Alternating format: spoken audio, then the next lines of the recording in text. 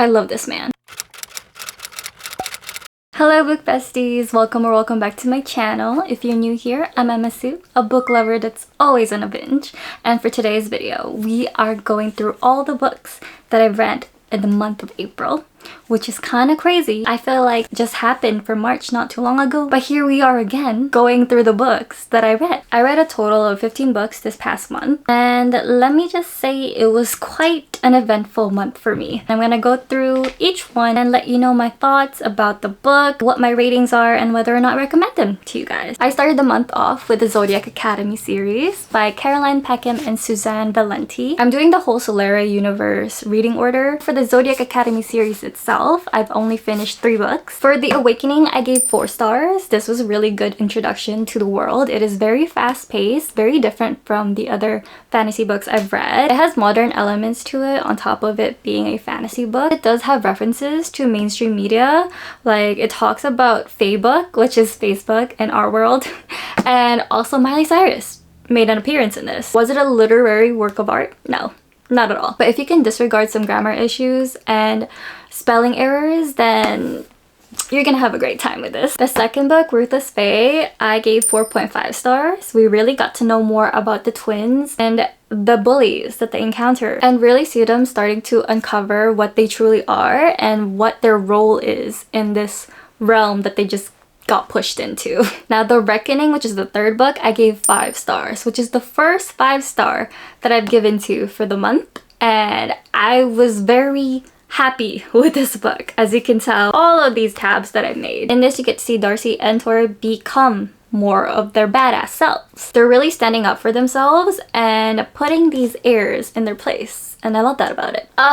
The way that Lance Orion just has me on a chokehold. I basically tabbed everything that he was in at this rate because the way that he speaks to Darcy just sounds so good.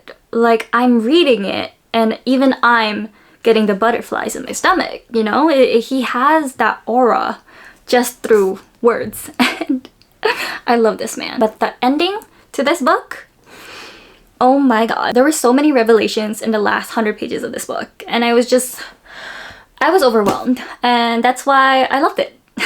The next 2 are audiobooks, and they're the last 2 books in the Dirty Air series by Lauren Asher. Wrecked, I give 4.25 stars. This one follows Jax and Elena. This was the book in the series that really had me tearing up. There was so much mental health representation through Jax and what Elena goes through as well. The fact that they both come from such broken families and are still able to build up a trust with one another and really talk about their problems. It did take quite a while for them to get to, but the journey to healing was beautiful. They're my second favorite couple in the series because my number 1 couple for this series is Chloe and Santiago from Redeemed, which I gave 5 stars. Their story, like, I just want to cry every time I think about them because it started off really comedic, right? But then you start to get to know Santi, as well as what Chloe went through during her childhood. I literally bawled my eyes out. I felt like I was dehydrated by the time I finished the book.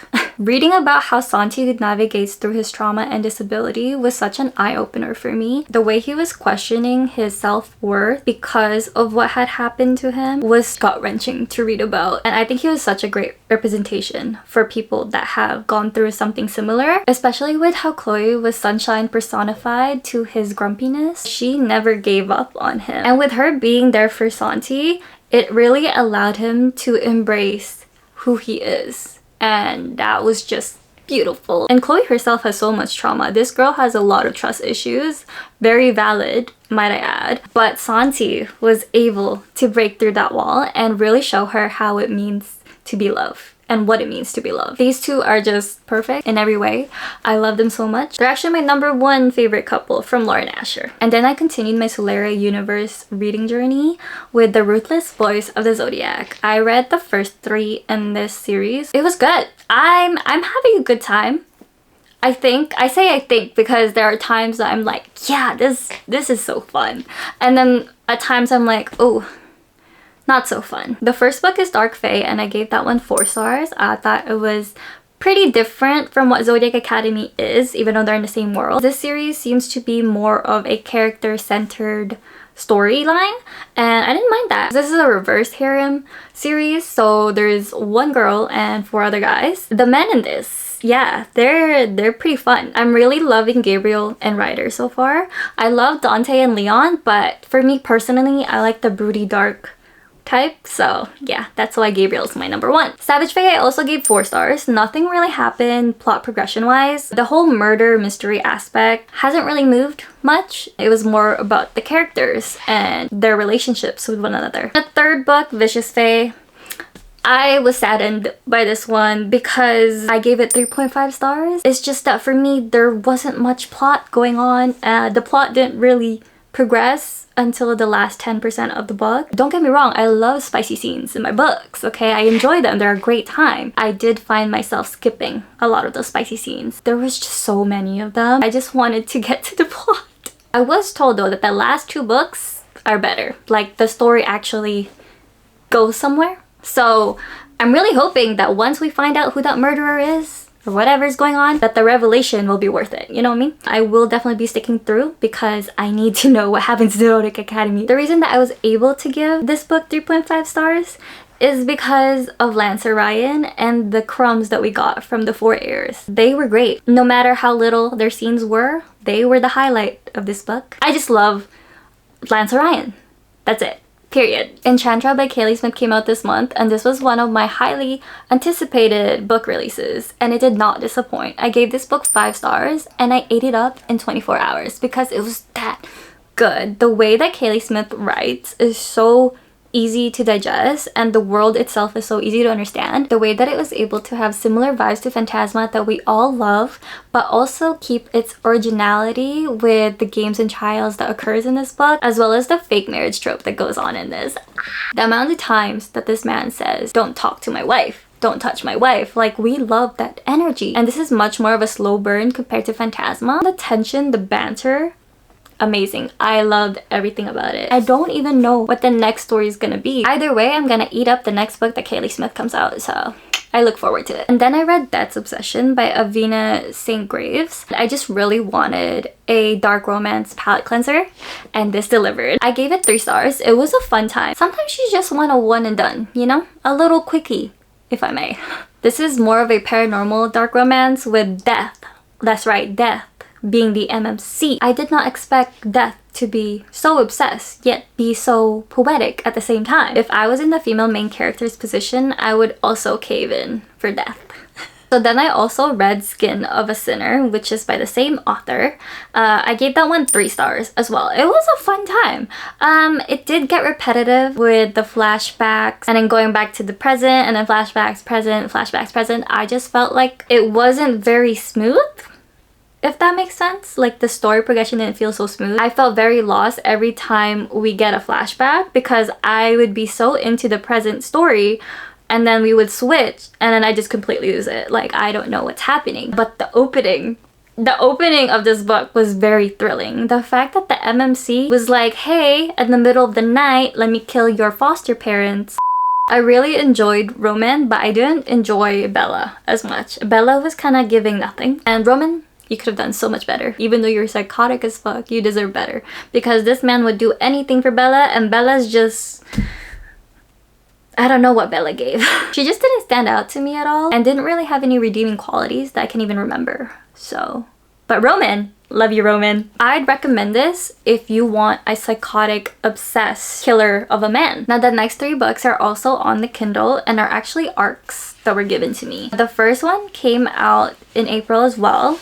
It is called Deeply Examined, and it is a dark medical romance. And me being a registered nurse in real life, I've never actually read a medical romance book. So this was an experience, to say the least. There was no nurse involved, but there is a doctor-patient relationship. I gave it 4.25 stars. It was a very good standalone book. Dr. West, our male main character, is obsessed, possessive, and psychotic. This man is a mix of McDreamy and McSteamy, but 50 shades darker. Do you get what I'm putting down? Because that combination, only in my dreams, you know? This book delivered that. That's why we love fictional men, right? Is that they're crazy and that's okay. Anyway, I highly recommend this one if you want a good medical romance, because personally I had a great time with it. The second ARC book that I read actually comes out on May 6th, and it is called The Enchanted Isles by Alicia E. Anderson. I gave this one 4.25 stars. It is a fantasy romance book. It felt like